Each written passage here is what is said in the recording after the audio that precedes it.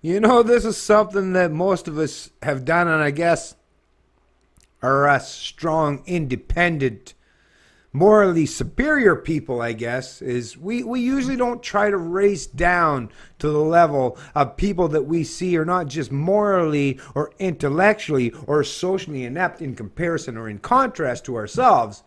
But what I've recognized over all these years is without doing so, and like I say, I try to stay above the fray, and I did that for a large percentage of my life. But I've come to terms with the actual realization that, yes, well, if always just remaining in some obscure part of society where you just don't get into this kind of stuff because you see that it's below you or beneath you, yeah, but then that leaves that area, that realm, completely open for those that love to play those games. And those people that love to play those games, especially when it comes to politics and rhetoric or propaganda or the divide and conquer, right? Or using forced wealth redistribution or the central planning narrative as a means to an end, as long as we remain on the sidelines, and all those years, people like myself did remain on the sidelines, well, look at what has happened. Look what has happened.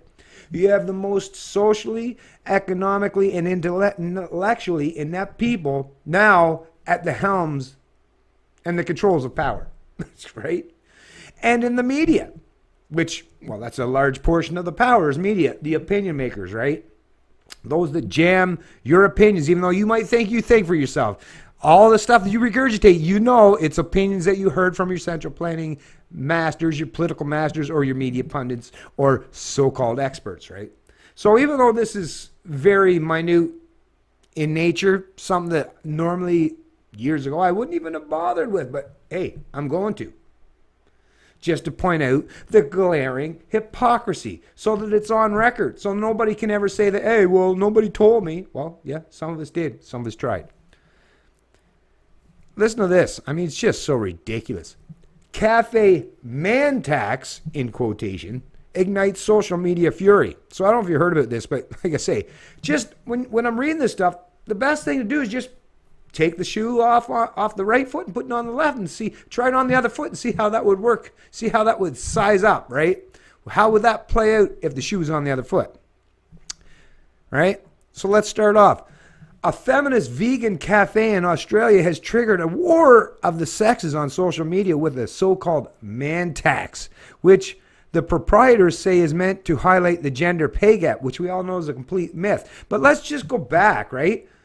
And reverse that whole scenario as if it was a man, like a male restaurant owner, that put a woman's tax on it. Nobody would give a man a free pass for putting forth or presenting this kind of narrative or dialogue.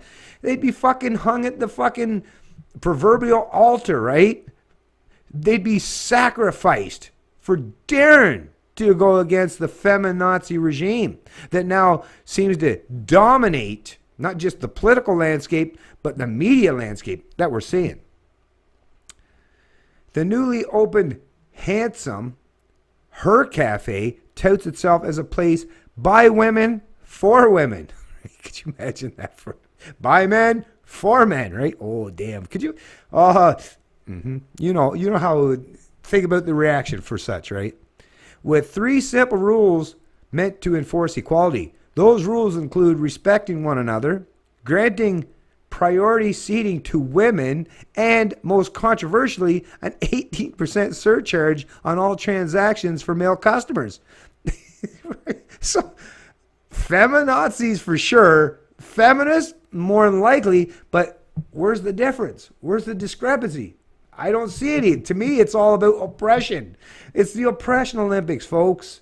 Right? They try to create the narrative, oh, we're the victims, so allow us to oppress the people that we perceive as our oppressors, and that'll even things out. Well, people like myself, libertarians, voluntarists, genuine, true anarchists, critical thinkers would be like, no, there should be no head tax on anyone.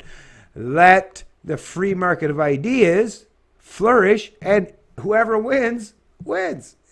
And some people don't like that idea or that concept of winners or losers. But hey, I don't care where you want to look in your society, But whether it's social, political, or economic, there are such things as winners or losers. Or in races, right? Or in any competitive venues or sports, there's winners and losers. Suck it up, you buttercups, because you're never going to prevent that from ever happening. You might try to prevent that there's no such thing as winners. You might try to create everyone losers. That's the best. The best case scenario you could ever come up with is create everyone. The even playing field that you seek would mean everybody's losers. People aren't going to allow you, especially the winners, are never going to allow you to keep them remain docile to the point where they're considered losers. Most of those people, and you see that's why male suicide rate's so high. A lot of men, particularly with that competitive drive that's instinctive, it's biological, it's not just sociological, it's not just environmental, it's built into the male psyche, the male psychology, is, they'd rather kill themselves than have to be forced to race and compete down at the very bottom where you can't win. You can only lose continuously. Or everybody gets a participation trophy, right? Men don't want to function in that environment. Well, a lot of men. I shouldn't say not all men, of course, because there are some men that love that race to the bottom. The ones that are usually at the bottom, right? Think about what kind of society, think about what kind of country, think about what kind of world you would live in where everybody's forced down to compete on that lowest common denominator level. It's not a world that anybody, even if you ever achieved or succeeded in getting that kind of success for the parasitical or the most inept among us, even the people that may think they would benefit in that scenario, you'll find out that that's nowhere you want to be. Sad, folks. Sad, folks. Let me read on a little bit more here just to entertain ourselves, right? Men will be charged an 18% premium to reflect the gender pay gap 2016, which is donated to a woman's service, says rule number 2 on a chalkboard at the cafe. Think about what kind of a man is going to go into these cafes. That's the thing that kind of concerns me, I guess. Although, hey, whatever. If you want to go there, hey, if you want to have your white male guilt seemingly wiped, right, from your mentality, then by all means enter this occupation where the women will beat you down to the level that you should be at, right? Any man with even the slightest bit of self-respect or dignity will never fucking even darken the front door of this kind of establishment. But hey, they'll find that out eventually, right? In due time. Reality will paint a much different picture and a scenario than what these fuckers are trying to put forth and present. That's for sure. The surcharge set off a deluge of responses on social media. Women came out largely in favor of the man tax, while many men were vehemently against it for not being equal enough. However, the issue wasn't entirely split down the middle, as many women suggested the tax may have gone too far, while some men acknowledged that it's a small price to pay to call attention to the wage gap. Come on! That's not even closely trying to get anywhere aligned to actual equality. Oh, I'm going to impress just random people that may go into my cafe, frequent my restaurant, willing to pay to sustain my livelihood, but I'm going to treat men as second-class citizens to send a political message or dialogue or narrative. So much fail. I can't imagine this place remaining in business for much longer unless they just choose to cater straightly to women. Then okay. But like I said, you're going to be still sitting in an echo chamber. It's not probably going to help you out much. All right? You're not going to get too many, you're not going to affect or change society in the way that you think you want to. Or maybe that's the way you want to do it. Or maybe you don't really want to affect positive change in society.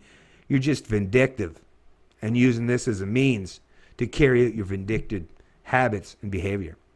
Right? It's Canadian Libertarian, and I love liberty.